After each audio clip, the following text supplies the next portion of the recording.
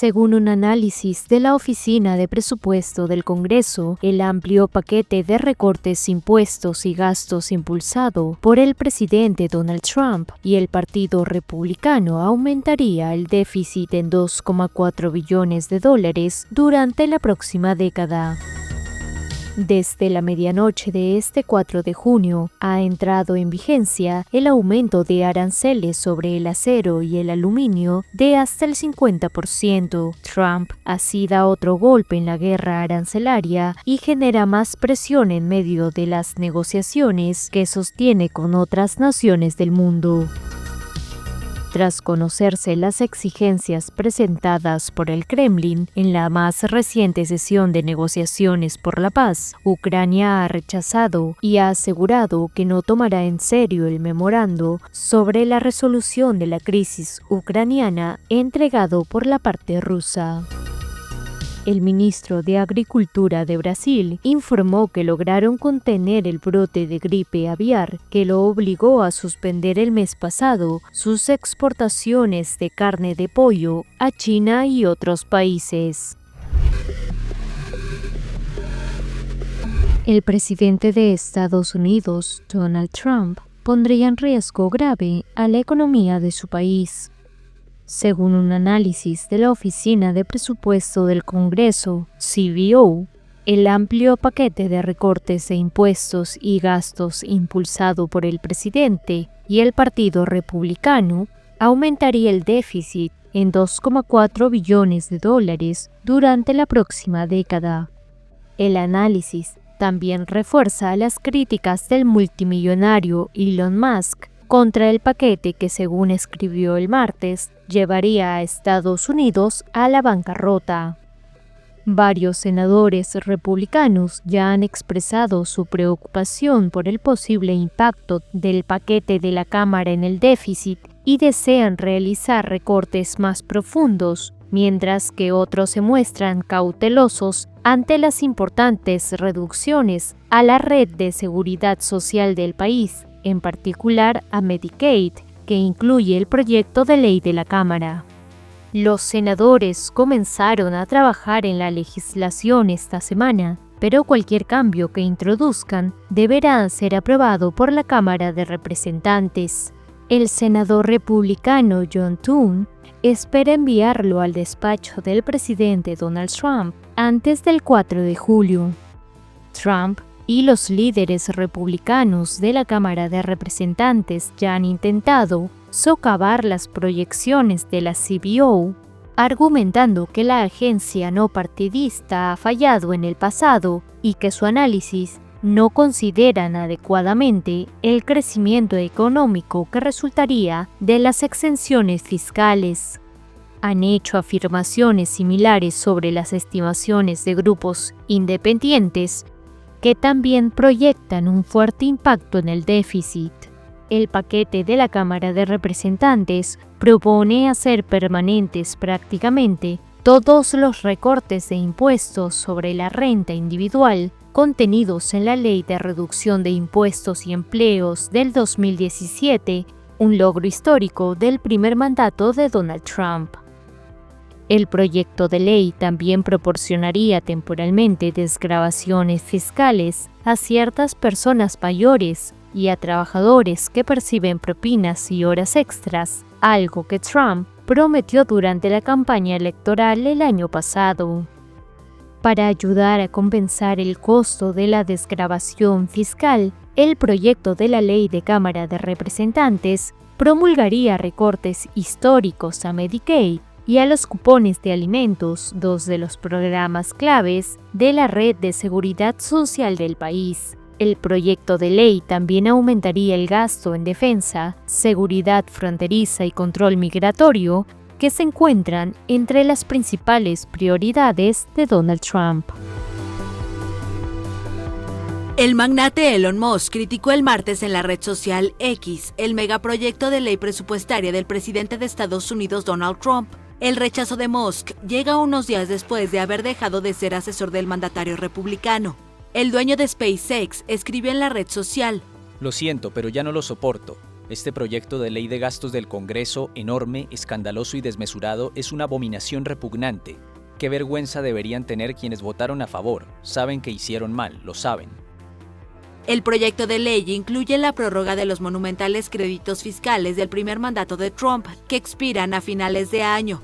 Los detractores afirman que los recortes privarán de cobertura sanitaria a millones de estadounidenses con bajos recursos, pero los halcones fiscales lo consideran una bomba de relojería para la deuda de Estados Unidos. Según expertos, podría aumentar el déficit del gobierno federal entre 2 y 4 billones de dólares durante la próxima década. Los republicanos lograron que la Cámara de Representantes aprobara el megaproyecto por un solo voto y ahora será debatido en el Senado. La Casa Blanca salió en defensa del proyecto presupuestario. El presidente conoce la postura de Elon Musk sobre este proyecto de ley. No cambia la opinión del presidente, es un proyecto grande y hermoso y se apegará a él. Musk fue el rostro visible de DOGE, una comisión de eficiencia gubernamental que emprendió recortes masivos de la ayuda internacional, cerró agencias federales y despidió a miles de funcionarios.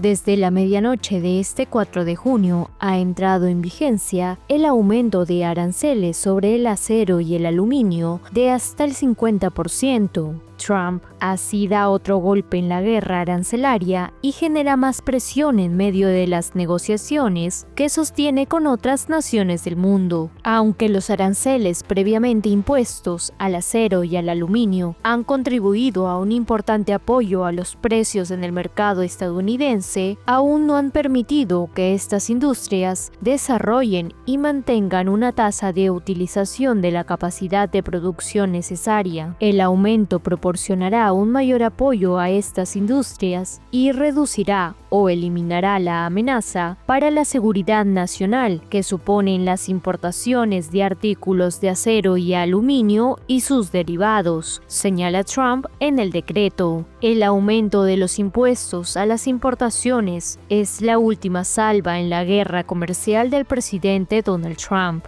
parte de una amplia gama de aranceles que ha impuesto desde febrero, pero los aranceles al acero son especialmente significativos para él y su base política, un símbolo de la otrora emblemática industria manufacturera estadounidense que desde entonces atraviesa momentos difíciles. El aumento de los aranceles probablemente no afectará de inmediato a los bolsillos estadounidenses, pero los expertos dicen que el aumento de precios en proyectos de construcción, concesionarios de automóviles, electrodomésticos y otros sectores es prácticamente inevitable debido al aumento de los aranceles. Y si bien los aranceles podrían proteger los empleos en la industria siderúrgica, podrían perjudicar el empleo en industrias mucho más grandes. La Asociación del Aluminio expresó su preocupación de que el amplio arancel universal pueda perjudicarla más que beneficiarla, ya que corta el suministro de aluminio en bruto proveniente de Canadá, del cual dependen muchas plantas de acabado en Estados Unidos. Como se sabe, Canadá sería uno de los principales afectados, ya que es el principal proveedor de acero de Estados Unidos, seguido por Brasil y México, con productos destinados a otras industrias como la automotriz o la construcción. En ese contexto, Canadá presentó el 13 de mayo una denuncia ante la Organización Mundial del Comercio contra la primera oleada de aranceles sobre el acero y aluminio, argumentando que las medidas son incompatibles con las obligaciones de Estados Unidos en materia de comercio internacional. El gobierno de México ya dijo el martes que pedirá ser excluido del arancel que el secretario de Economía, Marcelo Ebrard,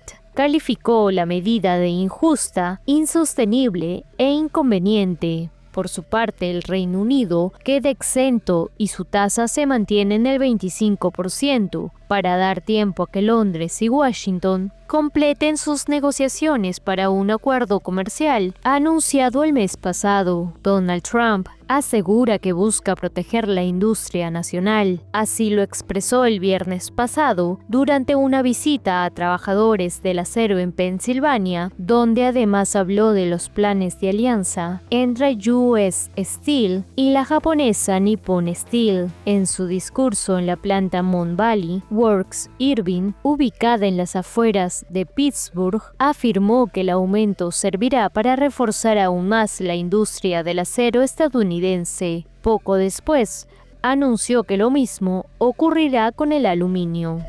México espera negociar con Estados Unidos para quedar excluido de los aranceles del 50% al acero y al aluminio impuestos por el presidente de Estados Unidos, Donald Trump, el martes. Si no, pues la próxima semana estaremos también anunciando algunas medidas que estaríamos tomando nosotros. Que no tiene que ver con un ojo por ojo, no, sino de protección de nuestra industria y nuestros empleos.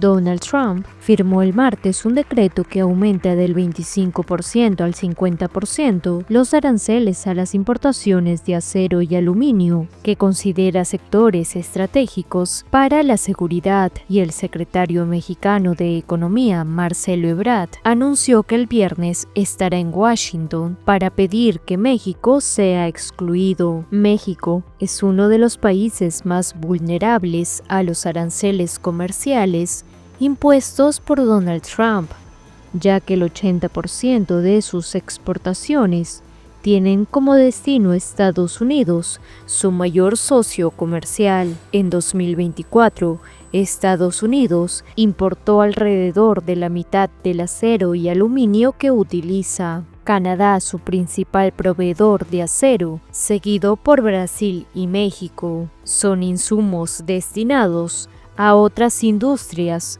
como la automotriz o la construcción. El líder supremo de Irán, el ayatolá Ali Jamenei, dijo el miércoles que la propuesta de Estados Unidos para alcanzar un acuerdo sobre el programa nuclear va en contra de los intereses de su país, del que defendió su independencia. Lo primero que les decimos a los estadounidenses y a las otras partes sobre el tema nuclear es: ¿qué tiene que ver esto con ustedes? ¿Por qué interfieren en si Irán debe o no tener enriquecimiento? No tienen derecho a opinar. Irán y Estados Unidos iniciaron en abril negociaciones bajo la mediación de Omán para llegar a un acuerdo sobre el programa nuclear de Teherán. Pero después de 5 rondas de diálogo, las últimas conversaciones terminaron a fines de mayo sin avances. El lunes, el presidente de Estados Unidos, Donald Trump, advirtió que su país no permitirá que Irán enriquezca uranio como parte de un posible acuerdo, algo inaceptable para Teherán. Alemania, China, Estados Unidos, Francia, Reino Unido y Rusia llegaron a un acuerdo con Irán en 2015 para limitar el programa nuclear de Teherán a fines civiles, a cambio de un levantamiento de las sanciones contra el país. Pero Estados Unidos se retiró del acuerdo durante el primer gobierno de Trump y progresivamente Irán comenzó a desligarse de sus compromisos. El Congreso de Ecuador aprobó el martes una reforma constitucional para permitir el establecimiento de bases militares extranjeras en el país. El reelegido presidente Daniel Noboa propuso en octubre el cambio de la Carta Magna para levantar la prohibición que existía al respecto, con el objetivo declarado de fortalecer su guerra contra el narcotráfico. 82 de los 151 miembros de la Asamblea Nacional unicameral y de mayoría oficialista aprobaron la iniciativa, que deberá ser avalada ahora en referéndum. Noboa cuenta con un plazo de 45 días, tal y como establece la actual Constitución, para convocar el referéndum. El correísmo se opuso a la iniciativa del mandatario. El exgobernante socialista Rafael Correa, que impulsó esa prohibición, también dio por terminado un acuerdo que permitió a Estados Unidos el uso durante una década de una base de la Fuerza Aérea Ecuatoriana en el puerto pesquero de Manta, al suroeste del país, para operaciones militares antidrogas hasta 2009. De acuerdo con el legislativo, la reforma constitucional busca fortalecer la cooperación internacional en la lucha contra el crimen organizado transnacional. Noboa afirmó en una gira en el exterior en mayo que Israel quiere ayudar a Ecuador con inteligencia para aplicar en la lucha contra el narcotráfico. El mandatario declaró el año pasado a Ecuador en conflicto armado interno, lo que le permite mantener a las Fuerzas Armadas en las calles. Durante la segunda ronda de negociaciones entre las delegaciones de Rusia y Ucrania para conciliar el fin de la guerra, el Kremlin presentó su esperado memorándum para el cese de las hostilidades. En él, Putin enumera cuáles son sus 9 condiciones para la paz. Rusia ha publicado su intención de alcanzar un acuerdo con su iniciativa de celebrar este último encuentro después de que, tras la primera reunión a mediados de mayo, los líderes europeos acusaron a Moscú de obstaculizar un acuerdo. Las 9 condiciones de Putin son las siguientes: retirada completa de las tropas ucranianas del territorio ruso, incluidas en las regiones de Donetsk, Lugansk, Zaporilla y Jersón, ocupados por Moscú desde el inicio de la invasión rusa, además del reconocimiento internacional de la anexión rusa de la península de Crimea. Levantamiento de todas las sanciones económicas y medidas restrictivas existentes, así como el rechazo de otras nuevas entre Rusia y Ucrania. Restablecimiento de las relaciones económicas con Ucrania, incluido el tránsito de gas. Confirmación del estatus de Ucrania como Estado no poseedor de armas nucleares, con prohibición explícita del despliegue de armas nucleares en su territorio. Limitación del número de tropas y armas ucranianas, así como garantías de los derechos, libertades e intereses de la población rusa y rusoparlante. Rechazo a los suministros de armas occidentales a Ucrania, también aplicable a inteligencia extranjera. Salida de Volodymyr Zelensky del poder y celebración de elecciones en Ucrania para una posterior firma de un tratado de paz. Fin de la movilización y el inicio de la desmovilización de las tropas en Ucrania. Renuncia ucraniana a cualquier intento de formar parte de la OTAN. Neutralidad de Ucrania y prohibición de cualquier actividad militar de terceros en su territorio. El portavoz del Kremlin, Dmitry Peskov, enfatizó que el documento presentado por Moscú contiene varias disposiciones y alternativas orientadas a eliminar las causas profundas de este conflicto y entrar en la trayectoria de una solución sostenible. De acuerdo con el funcionario, los posibles compromisos sobre el documento no podrán hacerse públicos, en tanto son temas que deben debatirse en el marco de las negociaciones. Resaltó que la decisión de compartir el texto fue tomada por el jefe de la delegación rusa, Vladimir Medinsky, tras haberse analizado con la parte ucraniana a puertas cerradas. Peskov criticó las declaraciones del mandatario ucraniano Volodymyr Zelensky tras concluir las conversaciones este lunes. Las calificó de incómodas y desafortunadas y de no corresponder al espíritu de las negociaciones.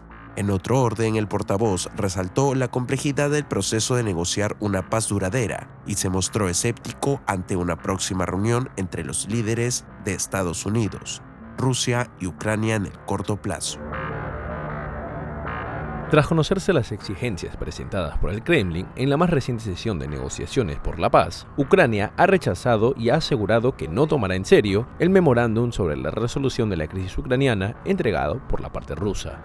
Durante una rueda de prensa, Zelensky calificó el documento entregado por la delegación rusa a la parte ucraniana de ultimátum, justificando así la decisión de Kiev y de alguno de sus socios occidentales de no tomarlo en serio. En la misma línea, aseveró que Kiev propone a Moscú un alto al fuego hasta que se reúnan los líderes de las partes en el conflicto. Por otro lado, Zelensky ha anunciado una reorganización de la cúpula militar ucraniana tras el ataque ruso de este martes contra la ciudad de Sumy, que ha dejado al menos a 4 muertos y 25 heridos, entre ellos 3 niños. El mandatario ha reducido algunas de las funciones del general Mihailo Drapati, que se centrará exclusivamente en cuestiones de combate, y ha sido nombrado comandante de las fuerzas conjuntas para que puedan centrarse al 100% en el frente. En tanto, el Kremlin ha descartado una pronta cumbre entre las 3 bandas entre el presidente ruso, Vladimir Putin, y los líderes de Estados Unidos, Donald Trump, y de Ucrania, Volodymyr Zelensky, para abordar el conflicto ruso-ucraniano. Si somos sinceros, en breve y difícilmente. El presidente Putin ha afirmado en numerosas ocasiones su voluntad de celebrar reuniones al máximo nivel, pero al mismo tiempo añadió que dichos encuentros deben ser producto de acuerdos alcanzados durante las negociaciones, señaló Dmitry Peskov, portavoz presidencial, en su rueda de prensa telefónica diaria.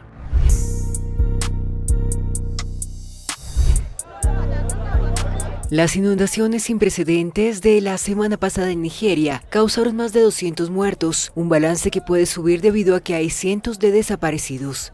La localidad de Mogwa fue una de las más afectadas. Allí la riada destruyó más de 250 viviendas y asoló el pueblo. Cientos de casas fueron arrasadas debido a la falta de mantenimiento de las tuberías instaladas para evacuar el agua de las crecidas que estaban obstruidas por escombros. Nos sentimos muy mal, no hay ayuda que venga de nadie, ni siquiera del gobierno. De los 18 familiares que perdimos, solo se recuperaron 4 cuerpos. Los demás siguen desaparecidos y nuestro esposo sale todos los días a buscarlos, pero aún no han sido encontrados. La gran cantidad de personas reportadas como desaparecidas varios días después de la tragedia agita el temor de que este desbordamiento del río Níger provoque más muertos que todas las inundaciones registradas en 2024 en Nigeria, que dejaron 321 fallecidos. Necesitamos intervención del gobierno y de otras personas para que nos ayuden con refugio, dinero y otras necesidades para comenzar una nueva vida, porque no queremos vivir en este mismo ambiente nuevamente. El cambio climático aumenta los fenómenos extremos, pero en esta catástrofe también hubo negligencia. Días antes del desastre, la Agencia Meteorológica de Nigeria advirtió del riesgo de inundaciones entre el miércoles y el viernes pasado en 15 de los 36 estados de Nigeria, incluido Níger. En este país del este de África, las inundaciones causan estragos todos los años. Las deficientes infraestructuras de drenaje, la construcción de viviendas en los cauces de agua y el vertido de basura en el alcantarillado provoca cientos de muertos. La Fundación Humanitaria de Gaza, recientemente instalada en el territorio palestino, cerró temporalmente el miércoles sus centros de ayuda después de que decenas de personas murieran en distribuciones de comida. La fundación, respaldada por Estados Unidos e Israel, inició sus operaciones hace poco más de una semana, después de que Israel levantara parcialmente su bloqueo total de la Franja de Gaza, que impedía la entrada de ayuda humanitaria. La organización dijo el miércoles que los centros de distribución estarán cerrados por obras de renovación, reorganización y mejora de la eficiencia. Añadió que volverá a abrirlos el jueves. Las distribuciones de comida de los últimos días estuvieron marcadas por el caos y los reportes de decenas de muertos. El martes, 27 personas que esperaban recibir ayuda cerca de una rotonda en el área de Al-Alam, cerca de Rafah, en el sur de la Franja, murieron cuando soldados israelíes abrieron fuego contra miles de civiles, según la Defensa Civil de Gaza. El ejército israelí explicó que los soldados realizaron disparos de advertencia en dirección a sospechosos que se acercaron de una manera que puso en peligro su seguridad y anunció una investigación. El fin de semana, otras 31 personas murieron en el mismo lugar y en circunstancias similares, según la Defensa Civil de Gaza, un territorio gobernado por el grupo islamista Hamas, en guerra con Israel. El alto comisionado de la ONU para los Derechos Humanos, Volker Turk, denunció crímenes de guerra. La ONU y muchas ONGs se niegan a trabajar con la Fundación Humanitaria de Gaza porque desconfían de sus protocolos de actuación y de su neutralidad, y temen que haya sido creada para servir los objetivos militares de Israel. 3 exjefes militares fueron condenados a 15 años de prisión el martes en El Salvador por el asesinato de 4 periodistas neerlandeses hace 43 años, durante la guerra civil en el país centroamericano. Los condenados son el exministro de Defensa General, José Guillermo García, de 91 años, el exdirector de la desaparecida Policía de Hacienda, coronel Francisco Morán, de 93 años, y el coronel Mario Adalberto Reyes Mena, de 85 años de edad, excomandante de la 4ª Brigada de Infantería, con sede en Chalatenango. Ninguno asistió a la audiencia. García y Morán permanecían bajo arresto en un hospital privado de San Salvador, mientras que Reyes Mena vive en Estados Unidos. Aunque la Corte Suprema salvadoreña aprobó pedir su extradición en marzo, la gestión no ha progresado. El abogado de las familias de las víctimas indicó que los 3 militares fueron condenados a 15 años de cárcel, tomando en cuenta su condición de salud y de edad. La pena máxima prevista para estos crímenes es 30 años. La tenacidad da sus frutos. La lucha contra la impunidad llevó mucho tiempo, pero se ganó. Los Países Bajos se sienten con fuerzas para continuar esa lucha. A título personal, también me alegro mucho por las familias de los fallecidos, porque por fin se ha hecho justicia. Pueden cerrar un capítulo difícil de sus vidas y eso es muy cierto. El tribunal condenó al Estado de El Salvador por la retardación de la justicia. Es simbólica, pero obliga al comandante general de la Fuerza Armada, en este caso el presidente Nayib Bukele, a pedir perdón a las víctimas en nombre de la Fuerza Armada. El 17 de marzo de 1982, los periodistas neerlandeses Jan Cornelius Kuiper Job, Cos Jacobus Andries Koster, Hans Lodewijk ter Lang y Johannes Jan Willemsen fueron asesinados en una emboscada del batallón Atonal en Chalatenango. Mientras hacían un documental sobre la guerra civil salvadoreña, trabajaban para Icon TV, un canal de Países Bajos creado por varias iglesias. La causa fue revierta en 2018, después de que la Corte Suprema salvadoreña declarara inconstitucional en 2016 una ley de amnistía de 1993 que perdonó los crímenes de la guerra civil. El conflicto armado salvadoreño entre las fuerzas gubernamentales y la guerrilla izquierdista Frente Farabundo Martí de Liberación Nacional dejó 75.000 muertos y 7.000 desaparecidos según cifras oficiales. Decenas de vecinos organizados bloquearon calles y avenidas de la ciudad del Alto Bolivia, exigiendo al gobierno de Luis Arce soluciones inmediatas a la crisis económica que afronta el país. Con piedras y llantas interrumpieron el camino hacia las carreteras que van a Perú, en protesta a la escasez persistente de combustible, la falta de dólares y el incremento de precios de los alimentos. Gonzalo Limachi, habitante del Alto, señala que no se han recibido soluciones por parte del gobierno. Hemos dicho al señor Arce que dé solución como gobierno, pero no tiene capacidad de dar solución. Más bien el gobierno Arce se ha robado nuestro oro, nuestra plata, nuestro dólar. Por eso el pueblo ya estamos viviendo en miseria. La situación que atraviesa Bolivia ha ocasionado que algunas familias no puedan acceder a alimentos de la canasta familiar, aseguró Félix Alanoca. Nosotros estamos haciendo por ejemplo, este bloqueo es a nivel de nuestra zona por bien de nuestros familiares. Hay gente que vive en esta zona, humildes personas. No tenemos aquí todo un gran elevado del precio y estamos muy preocupados. La falta de gasolina y de diésel persisten desde 2024 en Bolivia. En marzo hubo problemas similares que el gobierno de Arce atribuyó a la falta de dólares para pagar por la importación de los carburantes. A finales de mayo, el mandatario boliviano anunció una serie de medidas y decretos destinados a contener la crisis económica. Sin embargo, varios sectores y políticos criticaron la reacción tardía del gobierno y advirtieron que esas medidas no solucionarán la actual situación. Brasil contuvo el brote de gripe aviar que lo obligó a suspender el mes pasado sus exportaciones de carne de pollo a China y otros países. Así lo anunció el miércoles el ministro de Agricultura. El papel y la estrategia del Ministerio de Agricultura es retomar la normalidad lo más rápido posible a partir de los 28 días del vacío sanitario. Brasil exporta un 30% de su producción de pollo y es el primer exportador mundial, pero suspendió desde el 16 de mayo sus ventas a China, la Unión Europea y países latinoamericanos como México y Argentina, tras la identificación de un foco de influenza aviar altamente patógena en un establecimiento avícola en Montenegro, en el estado Río Grande do Sul, al sur del país. Brasil no puede declararse libre de gripe aviar hasta cumplir el plazo de espera, pero ya ha pasado la mitad de ese lapso y no hay animales muriendo, por lo que el brote fue contenido, según afirmó el ministro. El gobierno ya empezó negociaciones con los países involucrados para reducir las restricciones a sus exportaciones y espera una vuelta a la normalidad en 15 o 20 días después del plazo sanitario. Actualmente, 21 países tienen restringidas totalmente sus compras de pollo brasileño, incluyendo a México, Perú, Uruguay, Chile, Canadá, Argentina y China, su principal destino, con más de 562.000 toneladas enviadas en 2024. En otros países, estas restricciones se limitan a los productos provenientes de la región brasileña afectada.